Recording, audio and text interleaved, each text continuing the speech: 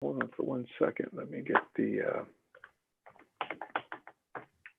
And did you already go live? Is it being recorded? I'll record it also. It's happening right now. Thanks, Mike.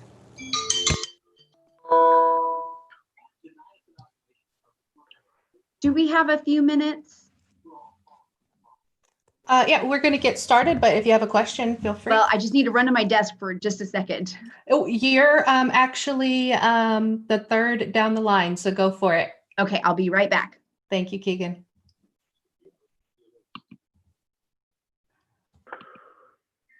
Oops.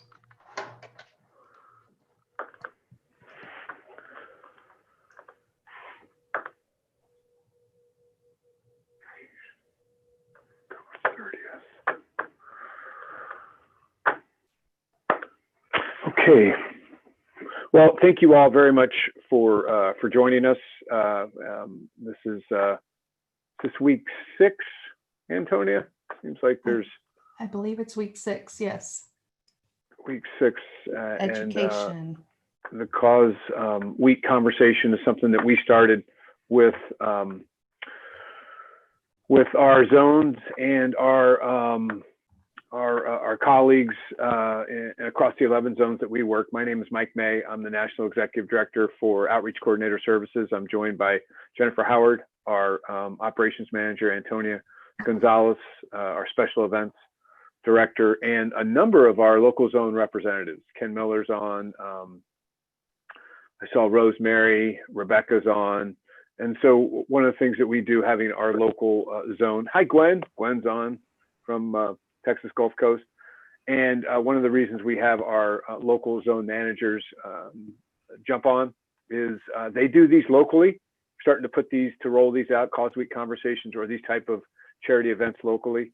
And we all kind of learn from each other. And it's also very helpful if you have questions, put them in the chat, and then our local zone manager will see who's here. So if you would, everybody on the call, just put into the chat which zone you're calling from, which city you're dialing in from, so everybody can reach out.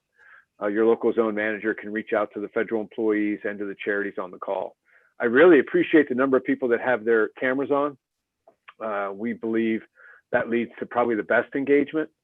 And we are going to make sure that the conversation today kind of runs through the chat, and the presentation is going to be on the screen. And so we're trying to elicit education in the chat. We're trying to make sure that you are getting information from us and from the charities that are attending via the screen. But we also really like to have what I like to call the most irreverent chat in all of CFC. So pretty much anything goes, I think. I don't think we've had, Antonia, have I missed anything that we need to caution people on the chat, or can I keep calling it the most irreverent chat in the CFC? Go for it. It's the most irreverent. Let's claim it. That's going to be our claim to the 2020 CFC. We hosted the most irreverent chat in the CFC. So okay, ready, set, go. Irreverent. So this week's cause is education, and education is probably anybody that knows me and when we go out and do trainings knows that education is near and dear to my heart. I don't think as a person or as a society we really get to where we want to go unless we have solid educational opportunities for people. Jen, what is that wonderful quote that is, you remember it? It was, you learn to read by 6, then you read to learn after that. Is that what it is? Yeah, that's right. You got it right, Mike. Yeah, we were at one of these face-to-face meetings back when we had, and it stuck with me. And I think from that age all the way up through, junior high, I was with a first grade teacher in Omaha, Nebraska this week, and I was asking her about wearing masks, and she was talking about she wears masks unless she has to take the mask down so the kids can understand what she's saying. And I'm like, why can't they understand when you have the mask on? And she's like, because at that age they need to read your lips. They don't really understand everything that you're saying. from there all the way up through university, and it doesn't stop.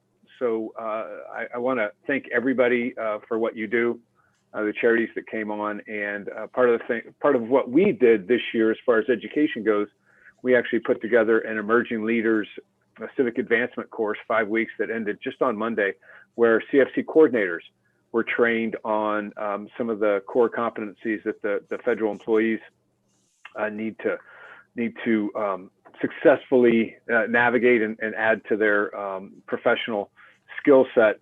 And we did that, and Jen, I thought that was a tremendous success. I thought it was a tremendous success, not only by the content, but you want to explain to everybody about how well the sign up went, how many people we had sign up and what we expected?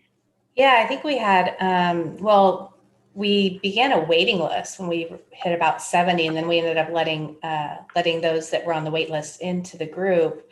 We have 2 instructors, James Kernan and Ali Chang Ray, that lead that effort. And so when you only have 2 instructors in a class of 80 students, right, that can be, especially when it was the first time we'd ever done this before. So we did end up letting everybody in, and the neat thing is that the majority of the people stayed the course. It was a 5-week challenge.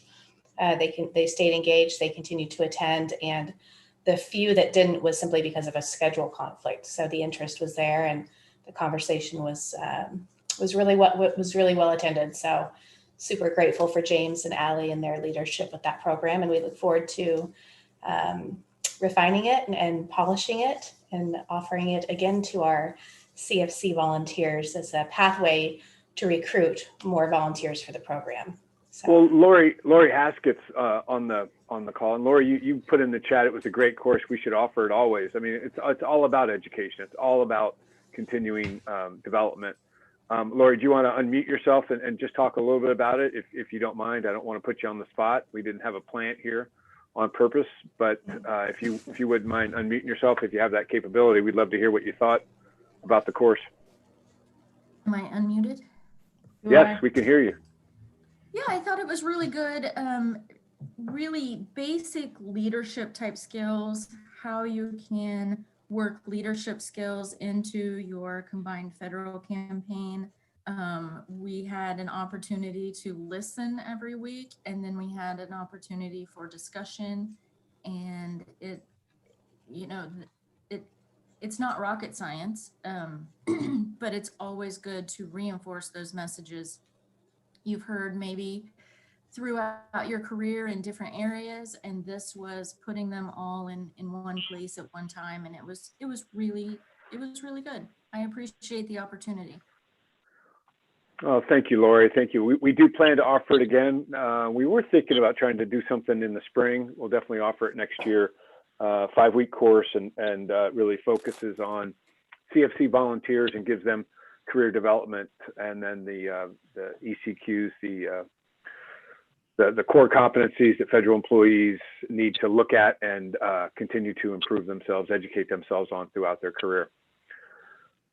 Part of this, of these Cause Week conversations, is before we jump to the charities and have them start talking about what their important programs are, the needs that their programs have this year, the incredible challenges we all face. And I know the educational nonprofits that joined us are going to talk a little bit about what the challenges are, remote-based training and contacting your constituency and continuing to provide those benefits. We want to make sure all the federal employees have gone to their CFC giving at opm.gov. So going to Give CFC and clicking on the donate page takes you directly to the giving site, and at the giving site, you will have an account if you've given in the past, or you will start an account if you haven't. It's very easy to start an account, create an account. You know, it's the way that the security requires these accounts to be created, which is submit your email, confirm your email, make your password. They'll give you some security questions that you'll have to set. But then when you sign in, you'll do 2 things, and these are the most important things, and you all got trained by your coordinators and key workers. You set up your account. There's 2 numbers. You have to know your work zip code, which is right there, and that means that your gift is going to be reflected in your zone. The work that you and your colleagues do, the money that's raised has to be, you know, whether it's in Kansas City or Chicago or St. Louis or Tulsa, using the correct zip code, your work zip code is critical. And then putting in your 6-digit CFC code. You can remember if you want to put in your department, your agency, and your office, you can do that, but just putting in a 6-digit code, any 6-digit code, and we train to that, and also make sure that you know what it is. It will bring it up automatically, so you don't have to know your individual department, agency, and office. In fact, Jen, it seems like every time that we do this during a training, there's a federal employee that thinks that their agency is one thing or their department's another thing, or they can't find their office, when in fact, if we just use your 6-digit code, they can get it right away. Isn't that right? Yeah, that's correct. So it's important that 6-digit code, hopefully everybody can see my screen well enough, is located at the back of the office level. It says CFC, and then it'll say 5FKMWP or what have you. So knowing that code as coordinators is important, so that your office level reporting is accurate. We still do have some people that have other listed, or simply that don't know it, and therefore will pick the closest thing they see to themselves. So as you promote and invite your colleagues to participate, making sure that you know that code, that you've made your gift first, and that you educate your colleagues on what code to enter. It's really nice because if you know the code and they know the code, then they can come here to this field and just enter it, and it will pre-populate the department, agency, and office information for them and make it simple. If you're a recurring donor, when you log back in, it will ask you to verify your information, simply because we know that feds do move and they change positions and jobs and such. So this is a very important piece for both reporting purposes and to ensure that the transaction can be deducted and that the charities are paid each month when those monies start coming out in January. Yeah, so before we get started and learning from the charities and having a conversation, like I said before, this is a conversation we're trying to exchange, not just not just talk or televise what we're doing. Does anybody have any questions? Is there anything in the chat that needs to be recognized, Antonia or Jen, needs to be answered? I think we got people from all over. We got somebody from Lincoln and Cedar Rapids and Kansas City and Iowa. Yeah, so I'm looking forward to getting started. Antonia, do you want to Yes. introduce the first nonprofit? Our first speaker is going to be Children of Fallen Patriots Foundation, Courtney Nyren, and her CFC code is 69859.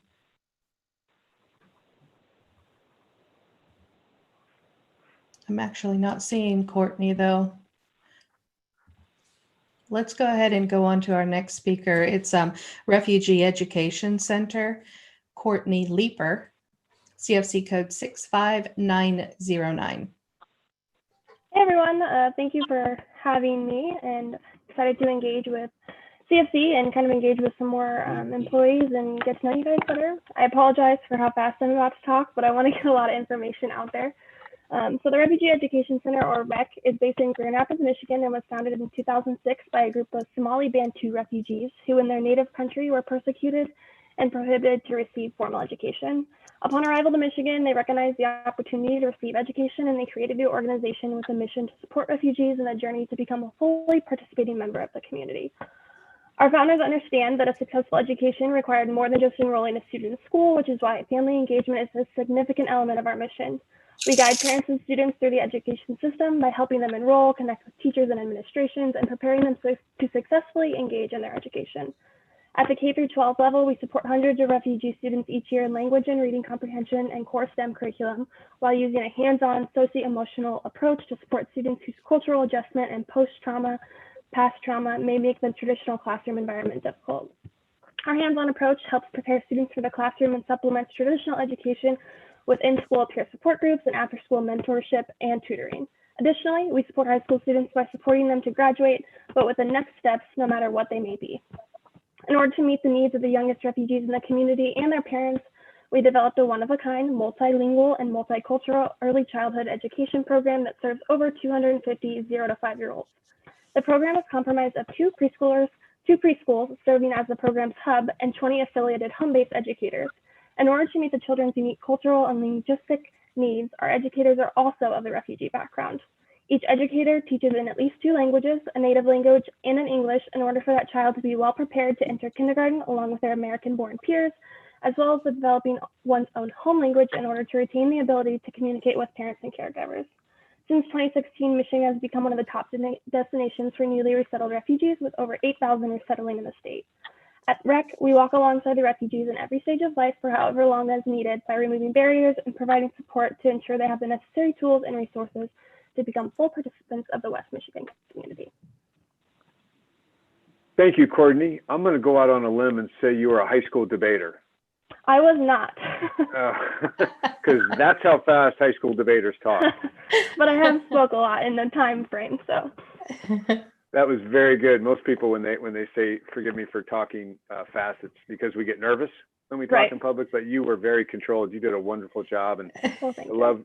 love what the Refugee Center does as far as having refugees as educators Right. to help these transitions. So beautiful program, and thank you for joining us.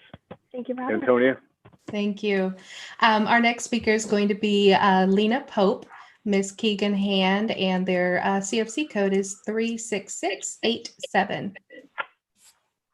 Hi, everyone. My name is Keegan Hand, and I am from Lena Pope. We are based here in Fort Worth, Texas, and we've been serving children and families in Fort Worth and the surrounding area since 1930. So this year is actually our 90th anniversary. So at Lena Pope, we believe that children are an asset and that they have unlimited potential. And we believe that the investments that we make in kids today will ultimately lead to happy, healthy, and successful adults later.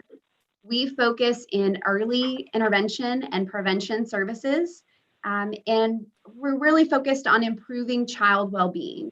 We focus in kind of 3 main bucket areas. You'll see there on our website: emotional well-being, behavioral well-being, and intellectual well-being. For emotional well-being, we're really looking at counseling and substance use services, making sure that children and families have the skills that they need to overcome adversity, overcome trauma. For behavioral well-being, we're looking to decrease problematic behaviors that are keeping kids from success. So our work is really centered with children and families that might be at risk, might have had some interactions with law enforcement or the juvenile justice system. And we're trying to help them build the skills that they need to ultimately become successful and to perhaps choose a new path that will lead them towards success. And our intellectual programs are focused around early learning, education, and then primary education. So we have 2 early learning centers that serve about 180 children from 6 weeks to 5-year-olds. And then we have a charter school as well that serves over 700 pre-K through 8th graders. And when it comes to education and our intellectual services, we're really focused around social emotional learning. We really truly believe that those are the skills that lead to academic success. So yes, we're worried about our kids' brains and if they know their numbers and colors and letters, but really we're more concerned with how do they interact with their peers? How do they interact when they experience adversity or things don't go their way? How do they react to those types of situations? So we think that those social emotional skills really lay the foundation for academic achievement. But really overall, we're really focused on children, giving them the skills that they need to ultimately achieve success as adults, and working towards that well-being and improving that for all children and families. But Thank you very much, Keegan. Yeah. Thank you. I know you put those in order, not in any real order, but the mental health that you started off with, man, I think that's the one thing that in a lot of education, having raised 3 kids, 3 boys, that's the one thing that you don't get at school. A lot of mental health training, a lot of, like you said, social and emotional learning. That's critical because everything else comes from that. And we really approach it. We believe that emotional and mental health is just as important as kids' physical health. And it's really critical. So being able to provide those wraparound services in those education environments is really important to us. Yeah, that's That's a really well put together program. Thank you very much. Thank you for sharing it with us and being here today. Antonia? Thank you, Mike. Our next speaker is going to be the Haskell Foundation, CFC code 64095, Miss Cleta Labrie. Osio, hello from Haskell Foundation in the Heartland, and our number is 64095, correct? My name is Cleta Labrie. I am the Director of Development. The Haskell Foundation's mission is to support Haskell Indian Nations University as the National Center for Intertribal Education, Research, and Cultural Programs. Money raised by the Haskell Foundation will assist with unmet needs of the university that are beyond the appropriated funds provided by the Bureau of Indian Education. The Haskell Foundation serves the needs of the campus and the students that attend Haskell. Haskell is the premier tribal university in the United States, offering quality education to American Indians and Alaskan Native people. We are the only university that is 100% Native American. We are proud of our student body. This last semester, we represented more than 141 tribal nations. Haskell student population averages about 800 per semester. We offer several associate degrees and 4 bachelor degrees: elementary teacher education, Indigenous American Indian Studies, business administration, and environmental science. Our historic campus has been centrally located in Lawrence, Kansas since 1884. The Haskell Foundation assists students with their needs: emergency funds, scholarship, and currently long-distance learning, but we have so many more needs. Investing now will help our students reach their goal. Your donation will make a huge difference for our students, their future, and for future generations to come. 85% of our students are Pell eligible, are low income, and we need your support. We've come a long way, but we have further to go. Thank you, CFC, for giving us this opportunity to inform you all about Haskell Foundation and Haskell Indian Nations University, along with all the other worthy charities. Wado, thank you. Thank you very much, Cleta. You know, one of the reasons we really appreciate doing these presentations, these causeway conversations, is we learn so much. But I think there's a conversation point. We're going to take a break for a few minutes as we, before we go on to the last 4 organizations. But you said that your organization works with the Department of Interior's Bureau of Indian Education. Right. So you have federal employees, CFC donors that you know probably pretty well. Do you? Because I think there's probably a number of charities that might. In fact, that was the whole nexus of the Emerging Leaders program that we put together, is that nexus between federal employees, public servants, and nonprofits, which are public benefit organizations. Do you have regular contact with federal employees besides your postman? Oh, yes. Here at the university, we do. Yes. Oh, you we do? have Yeah. staff and faculty. And they've been waiting for this to happen for us so they could start giving.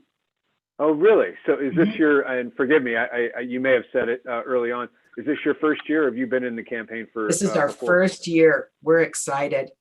Oh, that's wonderful. And did you know about the CFC? Did you know about it, or did federal employees say, hey, why don't you get into the CFC so we can give to you? Both. And Okay. we'd been trying to figure out how to make this happen for several years. And this year it came together for us. Thank you very much. Thank you for that. Anybody else on the call, federal employee or nonprofit? Do you have a connection? Is there a nonprofit on here that works with another government, a federal employee, or a Interior Department or Department of Education that you have contact with federal employees? Is that something that is pretty regular? We know it occurs. We wonder if not federal employees, but the nonprofits actually use that as a way to educate federal employees about your programs. You have to be careful because the solicitation has to be a CFC solicitation. And that's an important distinction, but I do think educating, I made a comment about your postman when I was talking to Cleta, but we travel a lot as we're going around and doing trainings. And every time I go through an airport screener, I talk to the TSA person and ask them, do you know about the CFC? And if they don't, I take it as an opportunity.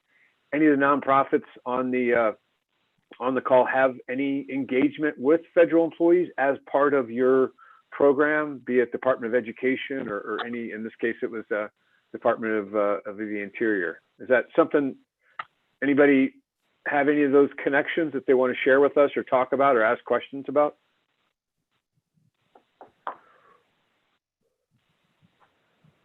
Does anybody on the call, one of the things that we like to do at this midway point, and Jen is right here is to make sure that all the federal employees and the nonprofits see and explore this giving search engine, because one of the things that we can do, if you put in Kansas as the state and you put in education, you're going to get a large group of charities that you found. You can search by individual zone. So we can go to the Heartland zone, or we can go to all zones and do a search for education charities. You can also do a search based on overhead percentages. So at the left, there's the opportunity for, as a donor, and this is something charities want to make sure that they get right through the application process and pay attention to on their 990. But overhead is a big determinant for nonprofits that are in the campaign. We know that the higher your overhead, the lower the amount of money you raise in the campaign, just because if a donor finds a list of 5 charities they want to support and see 5 different overheads, very often they will go to the one with the lowest overhead. This system has the most charities and the most giving search options of any workplace campaign search engine, public sector or private sector. And then the federal employees, when they make their gifts, the charities get to go to your CFC Charities account and find out who gave to you. For those that released their names, for those that didn't release their names, you can still find out which office. And that's something clear that you'll want to look at the end of this campaign, because you will be able to see every gift that you got. And while federal employees only about 20% release their name, there is a data file that can tell you how many federal employees from Department of Interior, Bureau of Indian Education, gave to your organization. So there's a lot of data on giving that's generated through the gift. And that was what we're looking at right now, kind of the search part of the criteria when federal employees find charities, but also through the reporting process at your account at cfcgiving.opm.gov. Jen, do you have anything to add? Antonia, have I missed anything on? No, I think I crashed the system though. I'm sitting here trying to search and now it won't let me hit the search button anymore. So apparently I've done one too many searches today. So hopefully that resets for us here. You got to reset or open up a new browser window. Maybe, yeah.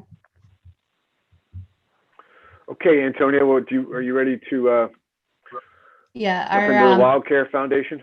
Yes, our next speaker, of course, is the Wild Care Foundation, CFC code 57195, and we actually have Dr. Kyle speaking today. Hi, thank you so much for having us. My name is Dr. Kyle Abbott. I'm a wildlife veterinarian working in Central Oklahoma. We are called Wild Care Foundation, and we are a wildlife rehabilitation hospital. We treat all native Oklahoma species. This year, we're well over 7,000 animals for the year. We were created in 1984, and since that time, we've treated over 100,000 animals. In terms of our goals as an organization, we really work to help the native wildlife of Oklahoma. So we're getting injured, sick, and orphaned animals, and we are either treating them if they're an adult or raising them up if they're a young animal, and our goal is to get them back into the wild. So as you can see on our website, we treat birds, mammals, reptiles, anything that any person in the state would find. So a lot of what we do is educating the public about how to interact with these animals and whether they actually need help. So we spend a lot of time on the phones in our busy season, which is going to be spring and summer. We get hundreds of phone calls a day from people concerned about animals. And we spend a lot of time educating people how to interact safely with these animals if they need help, or to let them be in peace if they do not need help. So we also do a lot of other things too to educate the public in terms of like mitigating conflict if they're having, you know, issues with wild animals at their house, either with their pets or having issues with livestock. We work with people to try and find the best solution that's going to work for both the humans and the wild animals. So that's a bit about our organization. We're really thankful to be able to participate in this with all these great organizations, and we encourage you to donate to anything that you believe in, and especially anything that forwards human and animal welfare. Thank you. Thank you, Doctor. And as so you can educate all of us on this call, what can you give us in 2 minutes about how we interact with animals? Because I get that all the time. You know, I was looking at something about birds that are taken down by cats and whether you should interact with them or just let them be. What is it that you tell the people on the phone when they call you? What are we looking for? What's the education you can give me and others on the phone about how what are the signs we should look for?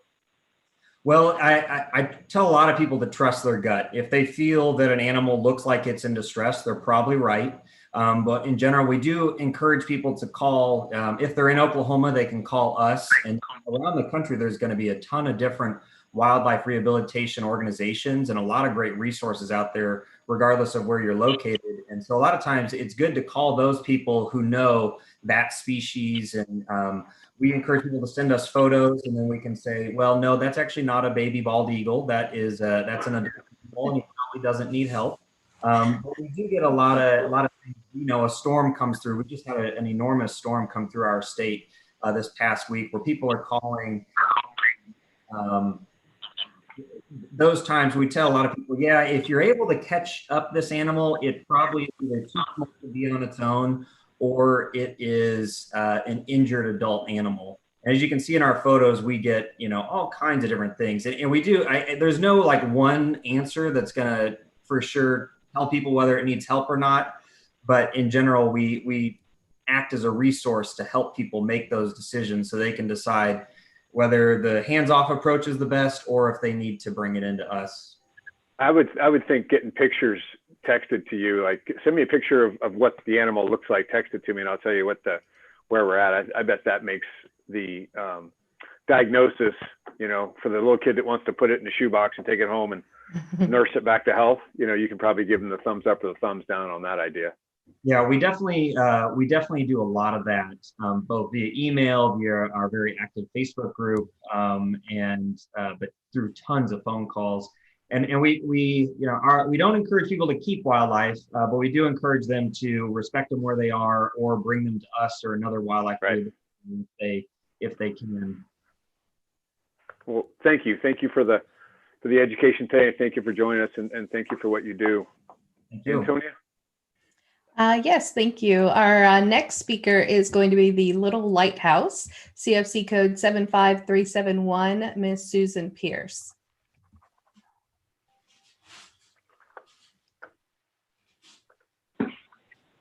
You're muted, Susan. There we go. Does that work? That's so sorry. Don't mean to waste my 2 minutes on muting and unmuting. Okay.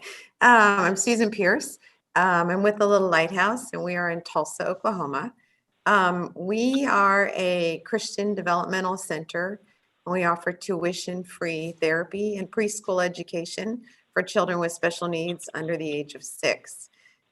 We know and believe that between the ages of 0 and 3, we have 1 million neural connections that are being made each second, and 85% of a child's brain can be formed by the age of 3. So during these early years, their language, their hearing, their higher cognitive skills are all at the peak of development. And it's such an important time for us to be nurturing and teaching and using different tools with our kids. We use what's called a transdisciplinary approach. So we combine education and therapy and even technology to address all the individual needs of our kids. We have speech therapists, occupational, physical, and vision therapists on staff, as well as an assistive technology specialist. that can do different things, from setting up a wheelchair that it's special for that individual, that student's individual needs, so they can use their head to work a laptop. All kinds of things happen here. It's all super creative. In a traditional school, often a student is pulled out of class and taken for therapy. But at Little Lighthouse, we feel that combining the education with the therapy, the child can receive so much more and gain so much more benefits. And in addition, again, we're meeting each child's individual needs, so their goals and their successes are their own. So one of the things that sets us apart is we are tuition free. So we do not receive United Way funding, government funding, state funding. All of our funding comes from the generosity of individuals, businesses, and foundations, and CFC. We've been part of this for about 28 years. So very cool. We're very happy to be involved again this year. But I do want to tell you that just because we are tuition free, that doesn't mean our parents don't participate at all. This year we have 174 kids at Little Lighthouse, and their parents raised over $400,000 in support of what we do for their kids. So they have an opportunity. We have a specific fundraising event, and they have an opportunity to get their families, their friends, their churches, their coworkers all involved in supporting what we do, and therefore supporting their own child. So to CFC employees, government employees, your support to the Little Lighthouse would go directly to that education and therapy of each of our students. It would help us provide teachers, therapists, tools, toys, whatever it takes to help each of our kids reach their own individual milestones. So when they graduate from us, which we do graduate kids, and they move on generally to a traditional kindergarten class, they have all of the skills that are needed for them to have success in school and success for the rest of their life. So today, this opportunity, I so appreciate it. Thank you so much. If anybody has any questions, visit our website, call me, and I'm 75371 is our code. Thank you. Thank you very much, Susan. We appreciate your joining us and what you do. Antonia? Thank you. Our next speaker is going to be the United Way of East Central Iowa, CFC code 76266. Trying again right now. Ms. Kylie, and I will not butcher your last name, Kylie. I'll let you tell us what it is. That's okay. Actually, I'm Carrie Chase, so it would have been a lot easier. Colin told me. So thank you for having me. I'm Carrie Chase. I'm our Director of Community Impact here at United Way of East Central Iowa. We actually are a United Way that has 5 different counties. And we have this last year invested over $1 million in education. And so there's 2 different areas that we do invest in programming, and that is kindergarten readiness, and it is in social emotional well-being. So in addition to investing, we also are a convener and a connector in our community. And one of the coalitions, collaborations that we have going on is called Reading into Success. And that is a partnership with the 4 Cedar Rapids Metro schools, our community foundation, and our library. And one of the programs in that I am especially proud of is our Ready 10, because it was a need that we saw in our community, that we needed our kids to be ready to enter into kindergarten. And so what we did is we utilized feedback through area kindergarten teachers and figured out what are the 10 skills that are needed. So in addition to figuring that out, then we have created curriculums for the local daycares to be able to use as far as school books or partnerships with parents. And we've created a great network of community partners to invest in this for kids.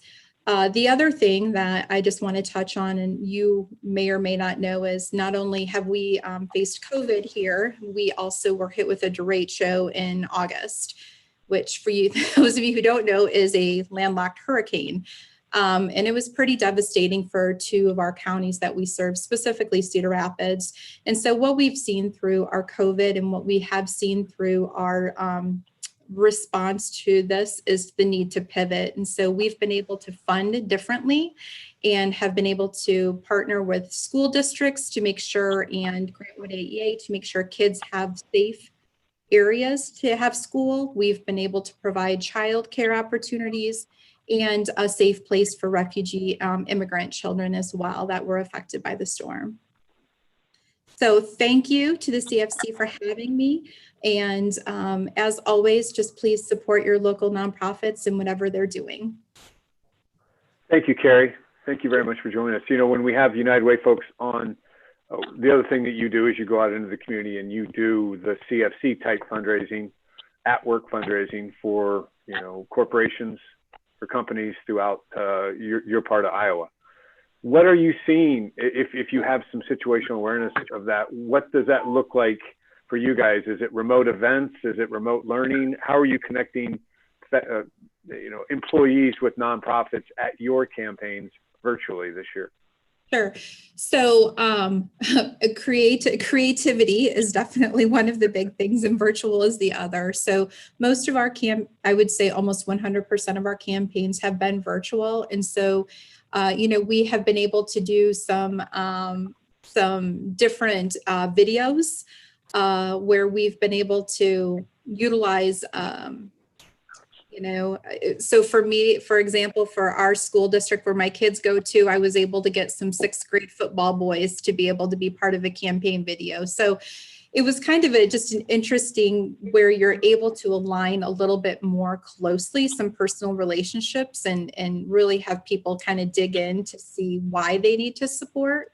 But yeah, everything has been virtual. And, you know, again, we were faced with this derecho, which has just unfortunately and somewhat fortunately has caused us to have another platform to be able to engage people differently, or at least be able to say why we need to. Well, thank you. You know, I raised 3 boys, so whatever you had those 6th grade football boys do, it couldn't have been very complicated. It was real simple, right? I mean, it was. It was so simple, and my kid was the one kid that couldn't say a word, and I'm like, oh, see, they're just going to know that that's why you need to support education. That's what we know. Thank you very much, Carrie. Thanks for jumping in. Antonia? Thank you, Mike. Our next speaker, our final speaker is Suicide Awareness, Voices of Education, Miss Andrea Wendt, CFC code 42278. Hi, thank you for having me. I am, as Antonia said, Andrea with SAVE, which is Suicide Awareness, Voices of Education. And we work through public awareness and education to help reduce the stigma around suicide. So our education is in schools as well as in companies and anybody who is needing a training in suicide prevention, wanting to know what some of those signs might be. One of the programs that we do offer to schools is our SMART program. It is Students Mobilizing Awareness and Reducing Tragedies. And it is a student-led 3-hour course for suicide prevention. So it helps get the students engaged in suicide and learning maybe how to notice what their friends are experience or having issues with, or know not to be afraid to talk and know that it's okay to not be okay. The other program that we have is LEADS, and it's Linking all our acronyms, Linking Education and Awareness for Depression and Suicide. And that is again for schools and colleges. And it is a program that is teacher-led, and it's a 3-day, 1-hour-a-day course that is led by the teachers for the students, again, to bring awareness to suicide prevention. We've been around for over 30 years. We work with high-tech technology, Facebook, Google. We've worked with Cisco recently in creating an artificial intelligence program designed for social media. So we also educate the social media and entertainment on how to report on suicide properly. There are certain ways to speak, things not to. So again, it's a wide assortment of education and what we do. Your dollars help us to be able to get those education programs out. We cannot thank the CFC enough for the support that you give us and the support that you give to all the nonprofits within the CFC campaign. So thank you for having me. Thank you, Andrea. Thank you for joining us. Thank you for that critical work you do. you know, today we had one national organization that didn't make it to begin with, but we have local charities from Michigan, North Texas, Heartland, Oklahoma, Chicago, Midwestern area, and Northern Lights. So one of the things that we know is our local campaign efforts are going to continue to have federal employees. We did one in Michigan this week, and we're doing more. I know Antonia's doing them weekly in North Texas. So please, charities, federal employees, our colleagues on the call, keep looking out for these opportunities. I think this is a wonderful way to have conversations, get to know a lot about what local and national charities are doing, and the programs that these nonprofits are supporting, the families, the communities, the children, the animals that are being saved because of their work is so critical. And I, you know, people have asked, Antonia, I think you get this question a lot. Hey, can we bring on a slideshow, or can we bring on a video? I don't know. Do you think that? I think this is a great way to learn about the charities, and then the tools that federal employees have to find these charities. Yeah, I agree. I feel like, you know, just having this conversation, there's so much more to learn. And of course, when the federal employees engage and you know, ask questions that come up as you're hearing the speakers, you know, that engagement is where we're learning so much. Yeah, I thank you. I agree. So these are wonderful. I know any of my colleagues on the call. Rebecca, do you have anything? Are you planning events in ICSO? You want to talk a little bit about some of your local events? Sure. Let's see. On Friday is our first, we're doing an event called Good News and Games. I think everyone is looking for a little break from the doom and gloom that 2020 seems to be filled with. So we are gathering on Friday afternoon with some local charities who are going to share with us some good news, success stories, and other things that are just little and happy that have been made possible by CFC contributions. And to add to the fun, we're going to play a little game of bingo too. So hopefully it'll be a little bit of a break, give us all something to look forward to and those warm and fuzzy feelings inside afterwards. So that's really the big things that we have going on event-wise locally in our zone. Some federal offices are doing a few charity fairs of their own, or having a charity speaker or CFC speaker come at the beginning or end of their staff meeting. And that pretty much covers the events so far in our zone that we've got planned. Thank you, Rebecca. So the word to the charities is make sure you stay engaged with Antonia when she sends out her invites and sign up for these events. We need your support. We are contacting the federal employees daily as they get kind of used to this virtual CFC, what they can do, and we're bringing them new ideas. So this campaign runs all the way through into January 15th. There's a lot left for us to learn and to deploy. So stay engaged with Antonia. Federal employees, thank you so much for joining us today. I think this was our largest turnout. At one point we had 40 people here today, so it's starting to grow. We're getting more and more people to attend, and we look forward to next week. I want to thank Jen for driving today. Thank you for taking us through all the wonderful websites and taking us to the site. This is, I think, a great way to learn, a great way to learn about the campaign, what the resources are, and the charities that are on the call. So Jen, do you want to have anything in wrapping up as a thank you to the attendees? Yeah, no, just to acknowledge that the campaign started very strong this year. It's trending up significantly, has surpassed $10 million. At the beginning of last week, it was day 35. I haven't looked at results yet today, but we had more than doubled what had been pledged on this day last year. So it started very strong. Thank you to all our federal volunteers who are here today, who are inviting their colleagues to attend. And of course, to each and every one of you nonprofits. I know several of you. It's nice to see you guys here today. And thank you for being a part of falling forward with us during 2020, learning how to bring a campaign to the federal community, connecting our nonprofits and our federal employees together. So thanks everybody for being here.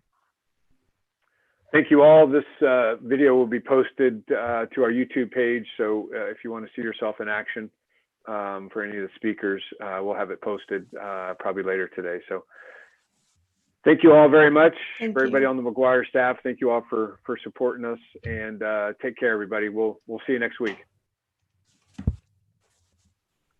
Bye-bye.